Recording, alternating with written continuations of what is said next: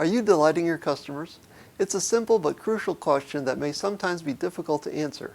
Whoever your customers are and whatever they buy from you, it is in your best interest to confirm whether they are being delighted by you on an ongoing basis. If you don't have that information, you are missing a huge piece of your company's success puzzle, and you need to obtain that piece pronto. Now, it's tempting to conclude that your customers are satisfied with you if they never complain and they keep buying from you.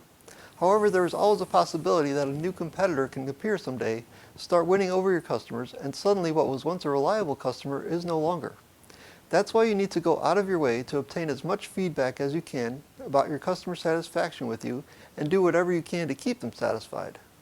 Customers are typically more motivated to share their opinion about your product or service when they are dissatisfied.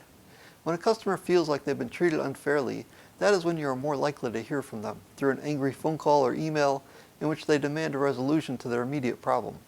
So what if you could eliminate those types of situations by obtaining a steady stream of customer feedback that gives you an overall picture of your customer's level of satisfaction over time, which would allow you the opportunity to make improvements before problems crop up? Now, there are a lot of variables that can impact how you approach this process, such as how many customers you have, how often they buy from you, and the typical transaction amount. You will have to consider how these factors connect to your type of business before proceeding.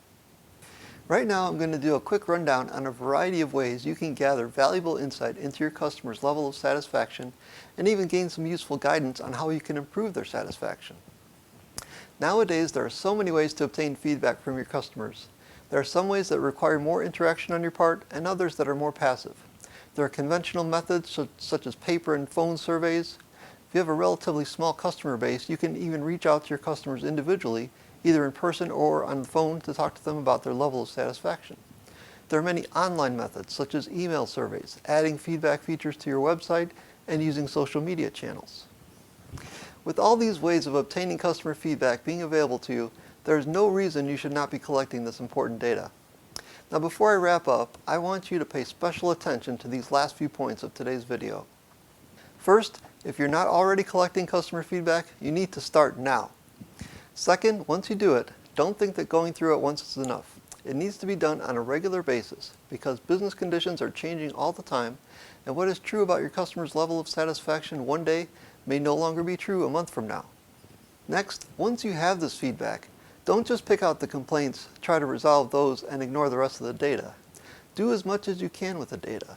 Study it for patterns over time, and look for clues that you need to fine-tune your feedback collection efforts going forward, such as adding more specific questions or adjusting the feedback collection frequency.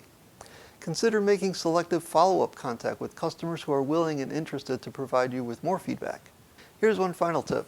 If you have trouble getting your customers to provide you with enough usable feedback data, consider offering them incentives to provide feedback, such as free items, discounts, or even monetary rewards. You may find it to be a worthwhile investment.